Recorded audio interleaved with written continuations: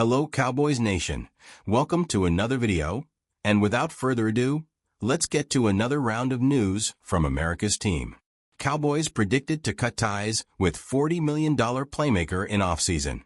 Over the last decade or so, Cowboys receiver Brandon Cooks has established himself as a consistent threat wherever he's been. He never quite cracked the realm of elite NFL receivers, but in 5 stops around the league, he racked up 6 1,000-yard seasons in 11 years in the league. He spent the last 2 with the Cowboys, who acquired him in a trade for a 5th-round pick in 2023 and a 6th-rounder in 2024. He proved to be well worth that piddling price. He proved to be a solid counterpoint to CeeDee Lamb in 2023, catching 54 passes for 657 yards and 8 touchdowns. But in 2024, Cooks struggled with a knee injury and caught just 26 passes for 259 yards. Now he's hitting free agency, and with the Cowboys looking to rebuild their receiving room going forward, Cooks is likely to land elsewhere. In fact, at the Cowboys site Blogging the Boys, the consensus is that Cooks will not only leave but will join the hated rival Commanders and former Dallas defensive coordinator Dan Quinn on a projected 2-year, $18 million contract.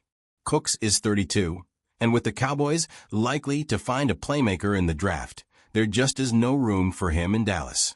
With CeeDee Lamb, Jalen Tolbert, Jonathan Mingo, and Jalen Brooks all under contract next season, it seems likely the Cowboys will spend a high draft pick on a young receiver and let the veteran Cooks walk in free agency.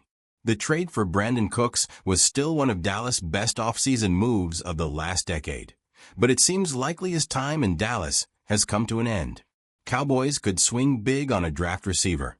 The Cowboys could not only look to the draft for an answer at receiver, but they could also look to the first round. It's unlikely that projected top wide receiver Tito McMillan from Arizona would be available when Dallas picks at number 12.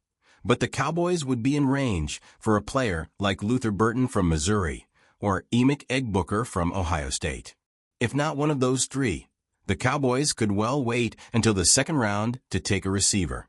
It's also possible that Dallas could address the spot in free agency, but the class of players available is not very enticing, and the Cowboys don't want to spend additionally. Despite speculation, they could get in on a trade for disgruntled Dolphins star Tyreek Hill, but that is a long shot. Cowboys linked to a possible reunion with $100 million Pro Bowl wide receiver.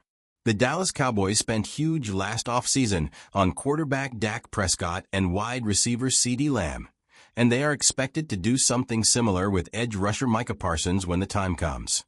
Meanwhile, owner Jerry Jones just denied a request from the Chicago Bears to interview head coach Mike McCarthy, which is a strong indicator he's coming back in 2025 on a new deal as well. All of this is to say the Cowboys appear ready to run it back. So a reunion with a former member of the group who has been successful elsewhere over the past couple of years doesn't seem like much of a stretch. Christopher Knox of Bleacher Report must have thought the same thing when he put together his list of the top 50 free agents heading into the offseason. Buffalo Bills wideout Amari Cooper, formerly of the Cowboys, came in at number 11 on the list, and Knox named Dallas as one of the top potential suitors for his services. A return to Dallas could also make some sense. Knox wrote on Wednesday, January 8th, the Cowboys don't have a young signal caller, but they need a legitimate number 2 receiver opposite CeeDee Lamb. The Cowboys signed Cooper to a 5-year, $100 million contract in March 2020. He played 2 seasons after that before Jones shipped him to the Cleveland Browns. Cooper averaged 1,125 yards and 7 touchdowns across 2 years in Cleveland and earned Pro Bowl honors in 2023 before the Browns sent him to the Buffalo Bills ahead of the November trade deadline. His numbers were down in 2024, though he missed 3 games, switched teams, and played with a nightmarish Browns offense for the first half of the year. On the plus side for potential buyers, Cooper's salary demands are likely to drop in 2025, just like his production did last year. Cooper knows the score with the Cowboys and has familiarity with Prescott, which makes him a reasonable fit at the right price entering his age 31 season. New York Jets may have just revealed Mike McCarthy's fate with the Cowboys. It is only the third day of the Dallas Cowboys offseason, and gray hairs have already started blooming.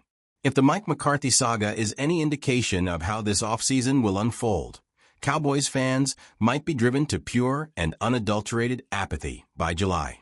If not for the Chicago Bears, who put in a request to speak with McCarthy about their head coach vacancy, we might still be in the dark regarding McCarthy's future. It took Jerry Jones some 24 hours to get back to the NFC North bottom feeders after previously giving McCarthy jurisdiction to speak with any team. Jones denied the Bears' request. Everyone now thinks McCarthy will be back, though that certainly isn't official. By just denying Chicago permission, it could be a crude way of keeping McCarthy on ice for another week.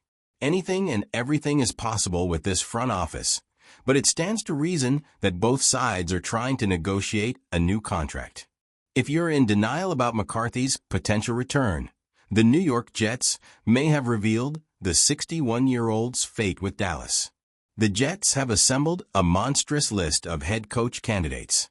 If you think of someone, odds are New York has requested an interview. Despite that, they have not requested to speak with McCarthy. For Diana Rini of The Athletic, your initial reaction might be to slander McCarthy. The Jets' interview list could populate a small island. It must sting for them to tell McCarthy they're not interested, right? Well, McCarthy would actually be a great hire for New York. His ability to work with an intrusive owner like Jerry Jones means he could succeed next to Jets owner Woody Johnson, who can't help but inject himself into prominent football decisions. Sound familiar? The Jets also have a talented roster and need an experienced coach who knows how to cultivate a winning culture. While McCarthy's playoff record is spotty, he is the definition of a floor-raising coach. He might be the best fit for the Jets of the names that have been reported. New York would be crazy not to interview McCarthy. The Jets have not made the playoffs in 14 years. McCarthy has a Super Bowl and made the playoffs in 12 of 18 seasons as a head coach. If that team, who is interviewing literally everyone, isn't interviewing McCarthy, they probably know he isn't going anywhere. That is the only explanation for New York snubbing McCarthy.